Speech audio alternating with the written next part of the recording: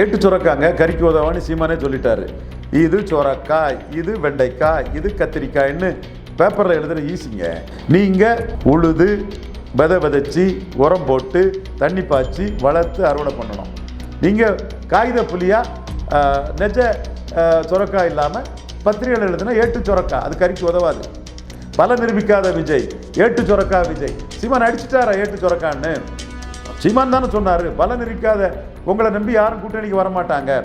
விஜயகாந்தை நம்பியாவது 8-10ன்னு ஓட்டு எடுத்ததுனால அவர் நம்பி கூட்டணி வந்தாங்க. யார் வந்தா? 35 வேட்பாளருக்கு மேல ஐயா விஜய் தலைமையில கேண்டிடேட் கிடையாது. ஐயா நான் ஆதாரம் இல்லாம சொல்ல மாட்டேன் ஐயா. புள்ளி விவர புள்ளிகள். நீங்க கத்தி பேசுறதுல லாபம் இல்லைன்னு சொல்லி நீங்களே கத்தி பேசுறீங்களே ஐயா என்னை பற்றி பேசும்போது. புள்ளி விவர புள்ளிகளா ஏதோ சொன்னீங்களே, அதை சொன்னீங்க. நம்ம புள்ளி விவரத்தை தான் ஐயா சொல்றோம். உங்க தரப்பு மோசடி, நீங்களே தெரிஞ்சு செய்யற மோசடியா. இந்த மோசடித்தனத்துல சாச்சாத் ஜோசப் விஜய்க்கே இந்த மோசடித்தனத்துல பங்கு இருக்குன்னு குற்றம் சாட்டுறோம் ஐயா. இந்த மோசடித்தனத்திற்கு முழு காரணமே நீங்க தான் ஐயா. மூல கருவே நீங்க தான் ஐயா. மூலவரே நீங்க தான் ஐயா மோசடித்தனத்துக்கு. ஐயா நான் ஒரு விஷயத்தை தான் ஐயா சொல்றேன். நான் சொல்றது நியாயமா, நீதியா, உண்மையா, சரியான்னு உங்க சக நட்சத்திர நடிகர்கள் இருக்காங்க ஐயா. அஜித் இருக்காரியா, சிவகார்த்தி இருக்காரியா, சூர்யா இருக்காரியா, அவங்களும் இதை பார்ப்பாங்க ஐயா. சீமான் இப்ப நெஜம், விஜய் இப்போ காகித புலி, ஏட்டு சுரக்காய். சீமான் நெஜ சுரக்காய். சீமான் மீண்டும் 8, 16, 20ன்னு உயர்த்ததுக்கு கெப்பாசிட்டி உள்ளவர். பாராளுமன்றத்தில் 8 எடுத்ததுனால, சட்டமன்றத்தில் களத்துக்குள்ள நின்றதுனால இபிஎஸ் பலையனப்படுத்தி என்டிஏ பலையனப்படுத்தி மீண்டும் ஏறி வர்றதுக்கு வாய்ப்பு இருக்கு. சீமான் தமிழ் தேசியம், பிரபாகரன் தனித்து போட்டி, திராவிடமா தேசியமா என்ற கொள்கைக்குள்ள ஸ்டாலினா சீமானாங்கிறதுல ரொம்ப தெளிவாக இருக்கிறாரு.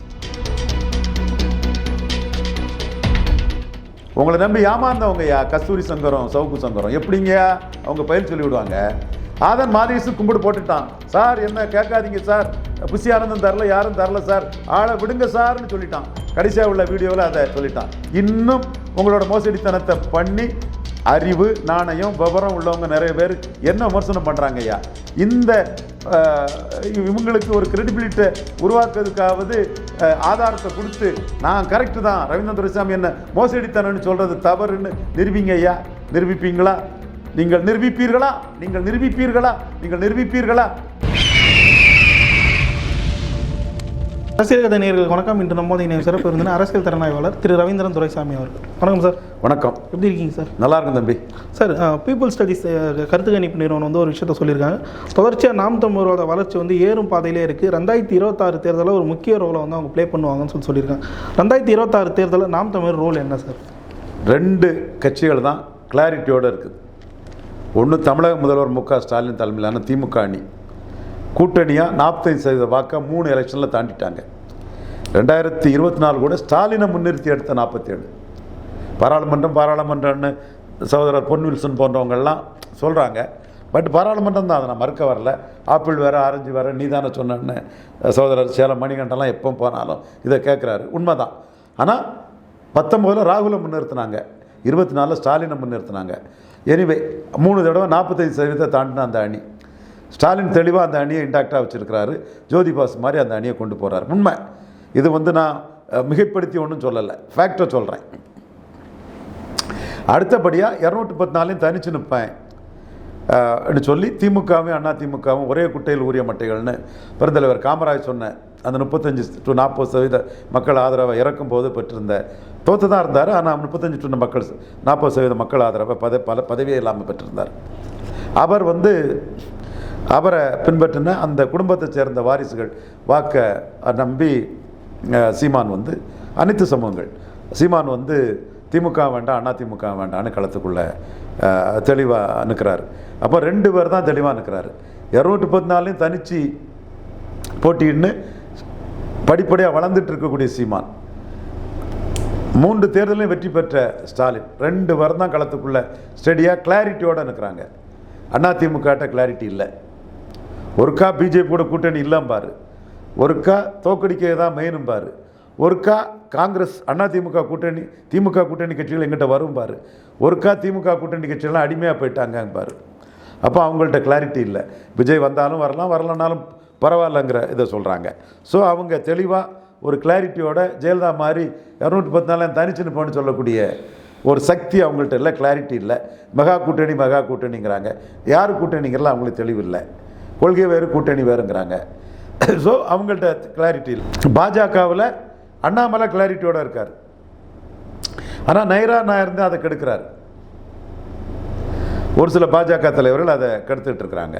ஸோ அவங்கள்ட்டையும் ஒரு என்டிஏ ஆன் த ஹோல் வந்து கிளாரிட்டி வந்து குறையுது. பட் ஒன்றா இருக்கிறாங்க, கிளாரிட்டி குறையுது. விஜய் ஏட்டு சுரக்கா கறிக்கு உதவாது. விஜய் அவர்களே மதிப்புக்கும் மரியாதைக்குரிய ஐயா விஜய் அவர்களே, மூத்த திரைக்கலைஞர், நட்சத்திர நடிகர் ஐயா விஜய் அவர்களே, நல்ல டான்ஸர், ஃபைட்டர், சிங்களர். உங்கள் ஃபைட்டை உங்கள் டான்ஸை பாராட்டுறாங்க, ரசிக்கிறாங்க. மலையாளிஸ் கேட்கவே வேண்டாம். பட் இதெல்லாம் நீங்கள் உங்களுக்கு இந்த கட்சி ஆரம்பித்ததில் இதெல்லாம் பப்ளிசிட்டி கிடைக்குதுல்ல, லாபம் தான். ஆனால் உங்ககிட்ட 35 கேண்டிடேட்டுக்கு மேலே கேண்டிடேட் கிடையாதுயா. நீங்கள் என்ன தான் ஏட்டு சுரக்காயை ஊதி ஊதி பலூனாக பெருசாக விட்டாலும் 35 வேட்பாளருக்கு மேலே ஐயா விஜய் தலைமையில் கேண்டிடேட் கிடையாதுயா. ஐயா நான் ஆதாரம் இல்லாமல் சொல்ல மாட்டேன் ஐயா. புள்ளி விவர புள்ளிகள் நீங்கள் கத்தி பேசுறதுல லாபம் இல்லைன்னு சொல்லி நீங்களே கத்தி பேசுனீங்களே ஐயா என்னை பற்றி பேசும்போது. புள்ளி விவர புள்ளிகளாக ஏதோ சொன்னீங்களே, அதை சொன்னீங்க. நம்ம புள்ளி விவரத்தை தான் ஐயா சொல்கிறோம். உங்கள் தரப்பு மோசடி நீங்களே தெரிஞ்சு செய்கிற மோசடியா. இந்த மோசடித்தனத்தில் சாட்சாத் ஜோசப் விஜய்க்கே பங்கு இருக்குன்னு குற்றம் சாட்டுறேன் ஐயா. நான் சாட்சாத் ஜோசப் விஜய்க்கே இந்த மோசடித்தனத்தில் பங்கு இருக்குன்னு குற்றம் சாட்டுறோம் ஐயா. என்ன மோசடின்னு நீங்கள் கேட்க விரும்புங்களா? மோசடித்தனத்தை தான் நான் சொல்கிறேன், சட்டப்படி தான் நான் பேசுகிறேன். அந்த மோசடித்தனம் என்னன்னா, வறுமை ஒழிப்பு தினத்தில் 234 தொகுதிகளிலையும் தாவேகா கட்சியினர் அன்னதானம் வழங்கினார்னு உங்கள் பொதுச் செயலாளர் மதிப்பிற்குரிய ஐயா புஷி ஆனந்த் அவர்கள், நல்ல ஆர்கனைசர், விஸ்வகர்மா சமுதாயத்தை சேர்ந்த அவரை பொதுச் செயலாளர் போட்டதுக்கு சமநீதி அடிப்படையில் விஜய் ஐயாவுக்கு என் பாராட்டை தெரிவிச்சுக்கிறேன். சொன்னாரியா, இது நான் கிராக் செக் பண்ணிட்டேன். என்னோடய டீமை வச்சு தமிழ்நாடு ஃபுல்லாக பண்ணணும். எப்படி எங்கள் கணக்கு கொஞ்சம் முன்ன பின்ன வந்தாலும் 35 இடத்துக்கு மேலே வறுமை ஒழிப்பு தினத்தில் அன்னதானம் நடக்கலையா. ஆனால் 234 நீங்கள் போய் சொன்னீங்க ஐயா. இந்த மோசடித்தனத்துக்கு உங்கள் ஆசீர்வாதம் இருக்குய்யா. உங்கள் ஆசீர்வாதத்தோடு தான் எல்லா மோசடித்தனமும் நடக்குதுயா. அப்போ நீங்கள் உண்மையானவங்க, நேர்மையானவங்கன்னா அந்த தினத்தந்தி சுகுமாரங்கிட்ட 234 தொகுதியிலையும் நடத்திட்டாங்க. நாங்கள் உங்கள் பத்திரிகை கிரெடிபிலிட்டி எங்களால் பாதிக்கப்படலைங்க. இந்தாங்க 234 ஃபோட்டோ. கிள்ளியூரில் ஜேக்கப் பண்ணியிருக்காருங்க, இங்கே காங்கேயத்தில் ஆறுமுகம் பண்ணியிருக்காருங்க, பர்கூரில் மெல்டா பண்ணியிருக்காங்கங்க, ஸ்டெல்லா பண்ணியிருக்காங்கங்க. இப்படின்னு நீங்கள் தெளிவாக விக்கிரவாண்டியில் தங்கவேலு பண்ணியிருக்காங்கன்னு 234 படத்தையும் கொடுத்துட்டீங்கன்னா, அல்லது உங்கள் வெப்சைட்டில் லோட் பண்ணிட்டீங்கன்னா, அதற்கு பிறகு விஜய் மோசடித்தனம் பண்ணாருங்கிற வார்த்தையை நான் பேச மாட்டேன்யா. ஆனால் நீங்கள் இதை செய்ய தவறிட்டீங்கன்னா, இந்த மோசடித்தனத்திற்கு முழு காரணமே நீங்கள் தான் ஐயா. மூலக்கருவே நீங்கள் தான் ஐயா. மூலவரே நீங்கள் தான் ஐயா மோசடித்தனத்துக்கு. ஐயா நான் ஒரு விஷயத்தை தான் ஐயா சொல்கிறேன். நான் சொல்கிறது நியாயமா, நீதியா, உண்மையா, சரியான்னு உங்கள் சக நட்சத்திர நடிகர்கள் இருக்காங்க ஐயா. அஜித் இருக்காரியா, சிவகார்த்திக் இருக்காரியா, சூர்யா இருக்காரியா, கார்த்திக் இருக்காரியா, அவங்களும் இதை பார்ப்பாங்க ஐயா. அவங்க எல்லாரும் இதை பார்க்கட்டியா. ஏன் கமலாசன் ஐயா கூட இருக்காருங்கய்யா. ரவீந்திரன் துரைசாமி சொல்கிறதுல நியாயம் இருக்கா இல்லையா? விஜய் மோசடித்தனம் பண்ணுறாருன்னு ரவீந்திரன் துரைசாமி டைரெக்டாகவே விஜய் ஹிட் பண்ணுறாரு. அப்போ விஜய் இதுக்கு வந்து விளக்கம் கொடுக்கணுமா இல்லையா? கொடுக்குறது தானையா முறை. நான் எவ்வளோ நாள் உங்கள் புஷி ஆனந்த் ஐயாவை சொல்லி சொல்லி பார்த்தேன் ஐயா, யாருமே அசையலையா. வேறு வழி இல்லாமல் தான் ஐயா உங்களை நான் இப்போ குற்றம் சொல்கிறேன் ஐயா. நீங்கள் பெரிய டான்ஸர் ஐயா, அது வேறு விஷயம் ஐயா. நீங்கள் பெரிய என்டர்டெய்னர் ஐயா, அது வேறு விஷயம் ஐயா. நீங்கள் அரசியல் களத்துக்குள்ளே மோசடி பண்ணுறீங்க ஐயா. உங்ககிட்ட 35 கேண்டிடேட்டுக்கு மேலே கிடையாது. 234 கேண்டிடேட் நீங்கள் போட்டுவிட மாட்டீங்க. இதுதான் உங்கள் நிலைமை. எங்கே இருக்காங்க உங்களுக்கு கேண்டிடேட்டு? களத்துக்குள்ளே இருந்து வந்தவனுக்கு தெரியும். ஏசி ரூம் அரசியல்வாதி விமர்சகருக்கு இது தெரியாதுயா. என்கிட்ட மாட்டிக்கிட்டீங்க. அடுத்தால உள்ளாட்சி தேர்தலில் முன்னாடி மூணாவது இடன்னு ஒரு மோசடித்தனம் பண்ணீங்க இல்லையா? அதுக்கு இன்னும் கஸ்தூரி சங்கர் பதில் சொல்லலை, சவுக்கு சங்கர் பதில் சொல்லலை. உங்களை நம்பி ஏமாந்தவங்கய்யா கஸ்தூரி சங்கரும் சவுக்கு சங்கரும். எப்படிங்கய்யா அவங்க பதில் சொல்லிவிடுவாங்க? ஆதன் மாதேசு கும்பிடு போட்டுட்டான். சார் என்ன கேட்காதீங்க சார், புஷி ஆனந்தம் தரல, யாரும் தரல சார், ஆளை விடுங்க சார்னு சொல்லிட்டான். கடைசியாக உள்ள வீடியோவில் அதை சொல்லிட்டான். இன்னும் உங்களோட மோசடித்தனத்தை பண்ணி அறிவு நாணயம் விவரம் உள்ளவங்க நிறைய பேர் என்ன விமர்சனம் பண்ணுறாங்க ஐயா. இந்த இவங்களுக்கு ஒரு கிரெடிபிலிட்டி உருவாக்குறதுக்காவது ஆதாரத்தை கொடுத்து நான் கரெக்டு தான், ரவீந்திரன் துரைசாமி என்ன மோசடித்தனன்னு சொல்கிறது தவறுன்னு நிரூபிங்க ஐயா. நிரூபிப்பீங்களா? நீங்கள் நிரூபிப்பீர்களா? நீங்கள் நிரூபிப்பீர்களா? நீங்கள் நிரூபிப்பீர்களா?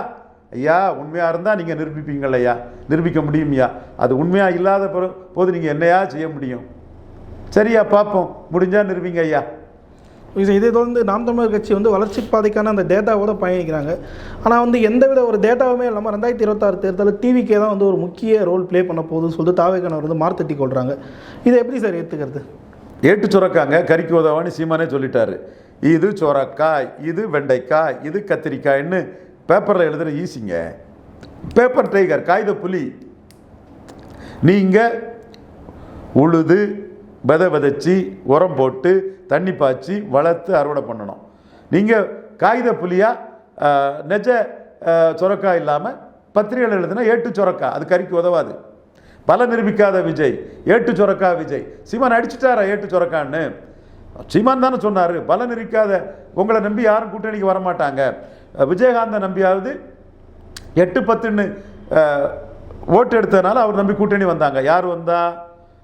மக்களவையாக வென்ற அண்ணன் வைகோ வந்தார், மக்களவையில் வெற்றி பெற்ற சகோதரர் திருமா வந்தார், எம்பி எம்எல்ஏ வெற்றி பெற்ற சிபிஎம் வந்தாங்க, சிபிஐ வந்தாங்க.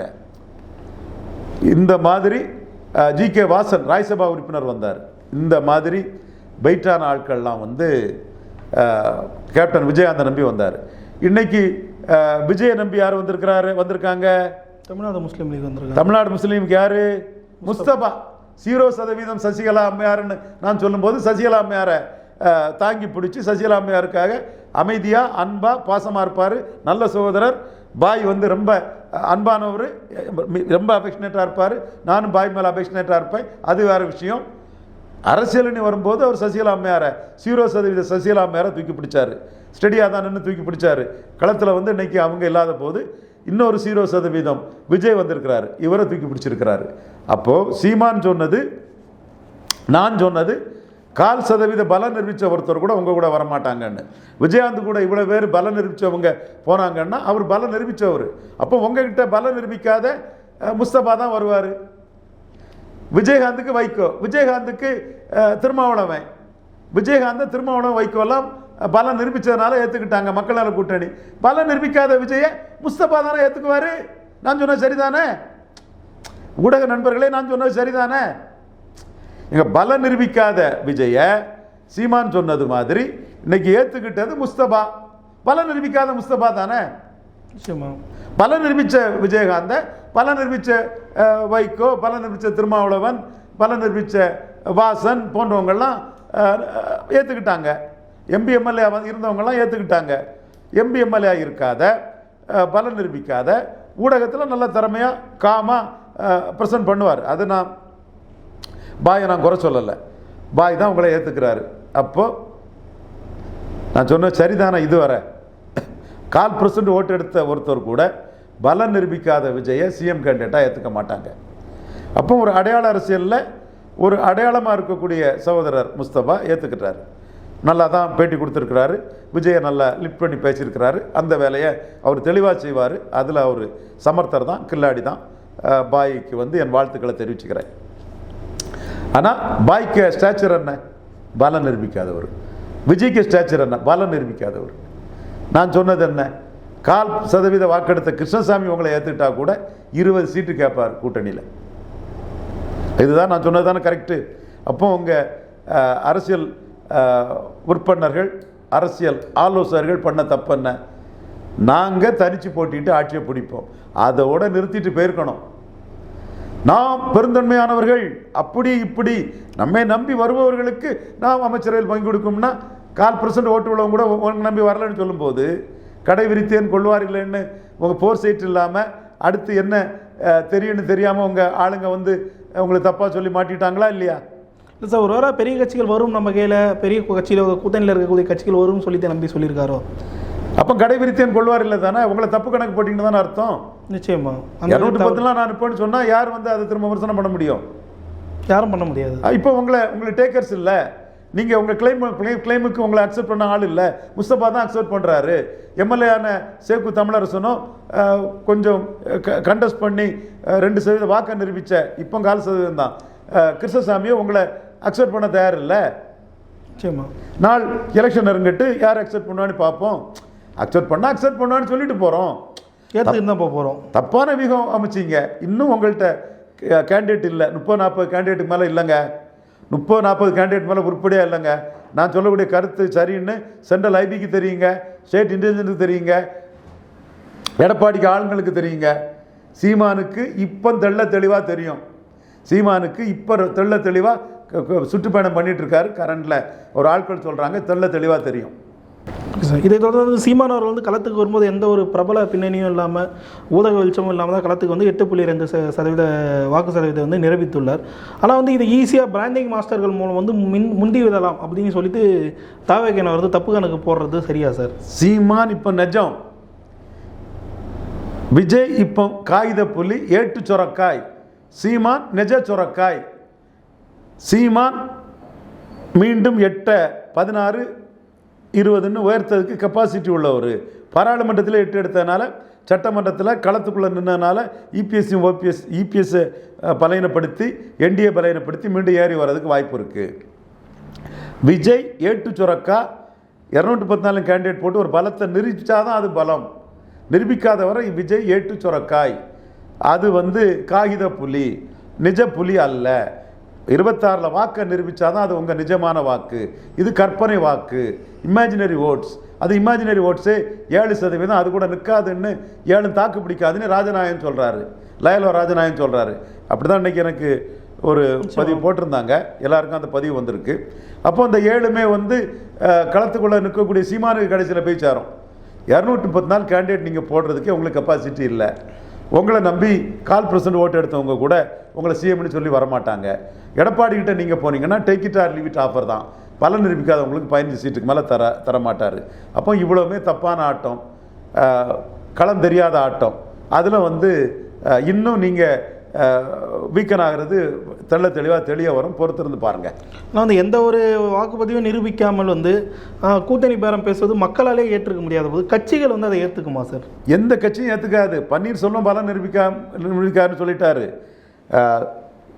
அண்ணாமலை அன்புருன்னு சொல்லிட்டாரு. பாஜகவில் நிறைய தலைவர்கள் அன்புருன்ட்டாரு. திருமாவளவன் அன்புருன்ட்டாப்புல. திமுக அமைச்சர்கள் அன்புருன்னு சொல்லிட்டாப்புல. அதிமுகவில் தான் ஆரம்பத்தில் சில கிண்டல் இருந்து இப்போ அதிமுக கூட்டணிக்கு எதிர்பார்க்க மாதிரி தெரியுது. நம்ம உண்மையை தான் சொல்லுவோம். அதிமுக கூட்டணிக்கு எதிர்பார்க்க மாதிரி தான் தெரியுது. சீமான் என் தம்பி மைக்கை இறக்காக தான் போட்டிருக்காருன்னு சொன்னதையும் நம்ம அக்செப்ட் பண்ணி தான் பேசுவோம். இப்போ வந்து ஈரோடு கிழக்கில் விஜய் ஒன்றுமே இல்லைன்னு, விக்கிரவாண்டியில் விஜய் சீரோவாக எக்ஸ்போஸ் ஆனதில் பிறகு ஈரோடு கிழக்கில் ஒன்றுமே இல்லைன்னு விஜய் அடித்து தூக்கி போட்டுட்டாரு சீமான்கிறது நம்ம தரவோடு தான் சொல்கிறோம்.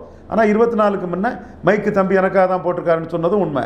இப்போ விக்கிரவாண்டியில் விஜய்க்கு 20% ஓட்டுன்னு 40,000 ஓட்டு இருக்குது, நோட்டாக்கு ஓட்டு கூடுன்னு சொல்லும்போது தெளிவாக நோட்டா 0.5லேருந்து 0.4க்கு போயிட்டு அரசியல் விமர்சகர்களே பத்திரிகையாளர்களே புரிஞ்சுக்கிடுங்க. விஜய்க்கு கள்ளக்குறிச்சி சாராய சாவை பார்த்தும் விக்கிரவாண்டியில் ஒன்றும் இல்லை. அதுக்கு பிறகு சீமான் புரிஞ்சுக்கிட்டு ஈரோடு கிழக்கில் விஜய் அஜித்னா பைக்கு, சீமான் சின்ன மைக்குன்னு ஓட்டு கேட்டாங்களே தவிர விஜய் ஒரு ஆளாக கனாட்டாகாமல் நானும் ஸ்டாலின் மோதிக்கிட்டு இருக்கும்போது சின்ன தள்ளி போன்னு தட்டி விட்டுட்டு சீமானே போயிட்டார்.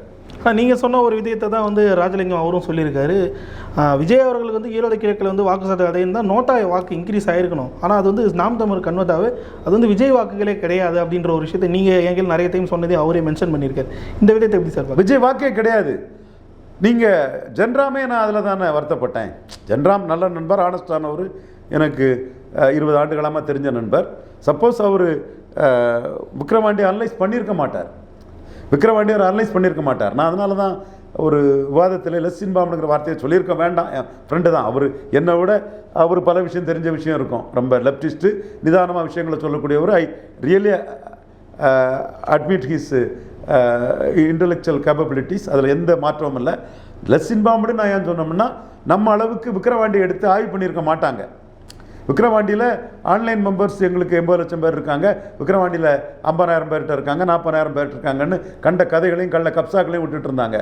விக்கிரவாண்டியில் 2021 நோட்டாக்க ஓட்டு 0.5, 2000 இடைத்தேர்தலில் விக்கிரவாண்டியில் நோட்டாக்க ஓட்டு 0.4, 0.1% கம்மி.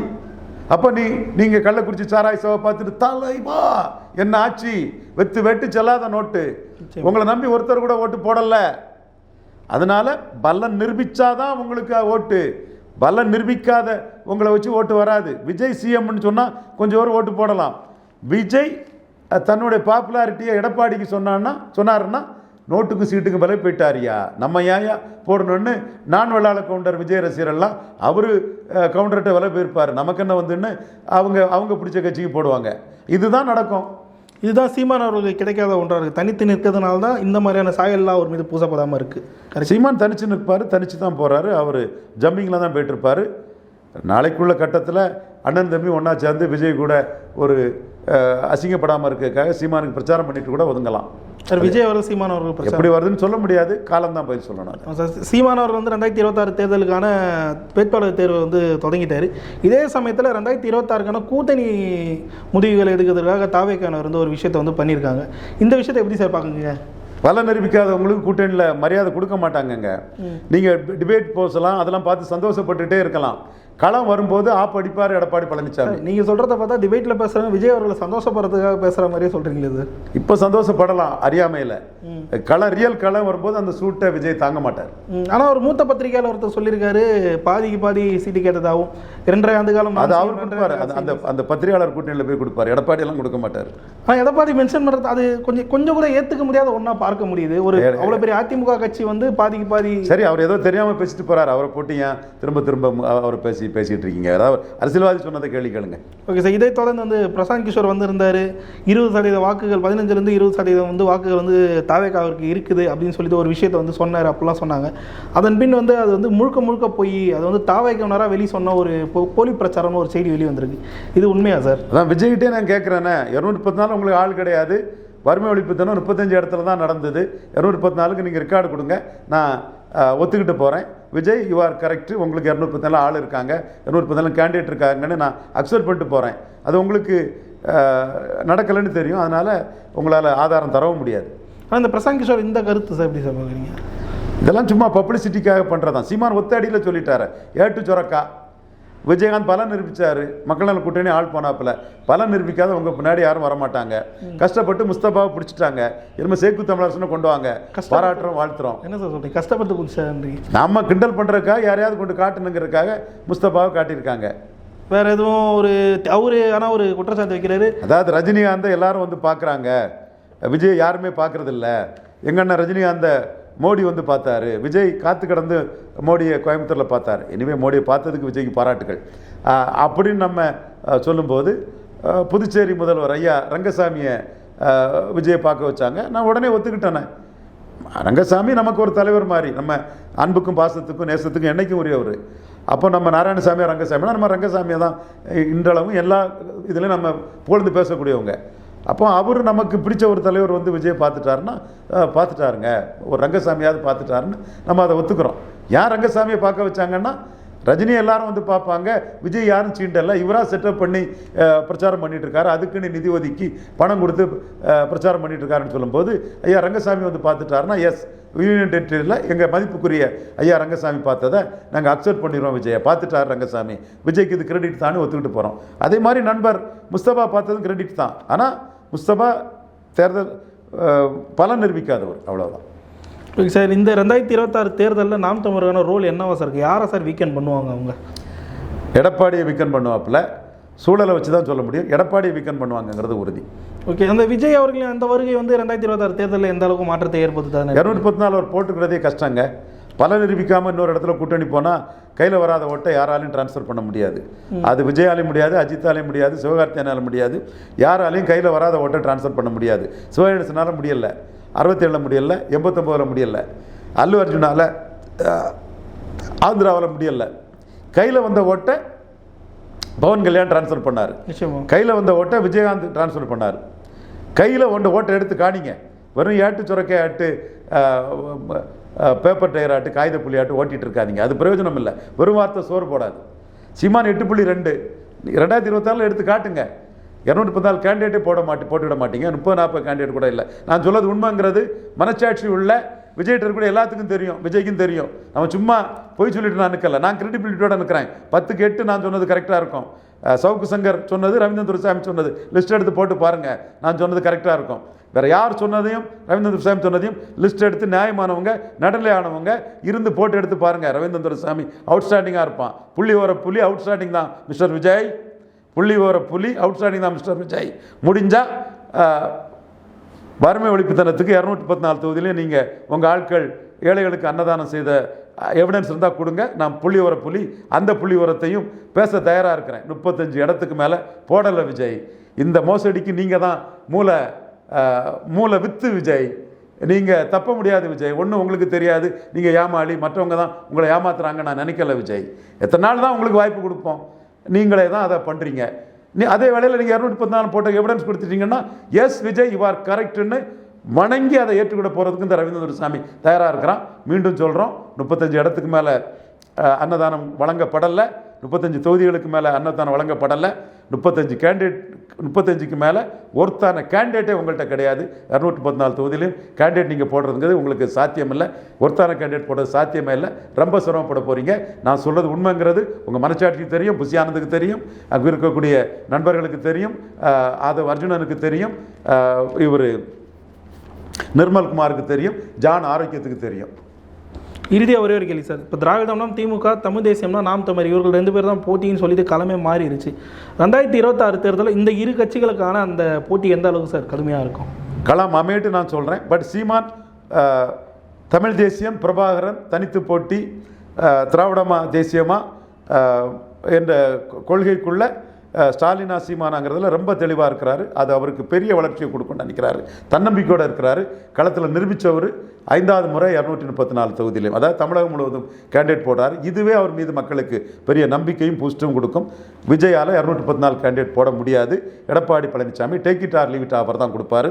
விஜய் தொடர்பாக வரக்கூடிய எல்லா செய்தியும் அல்டிமேட்டாக நான் சொன்ன மாதிரி சீமானுக்கு பெரிய ப்ளஸ்ஸாக அமையும். சார், பல்வேறு கேள்வி தெளிவாக நேரத்தை மிக்க நன்றி சார். நன்றி. அரசியல் கருத்து அரசியல் சப்ஸ்கிரைப் பண்ணுங்கள். நன்றி.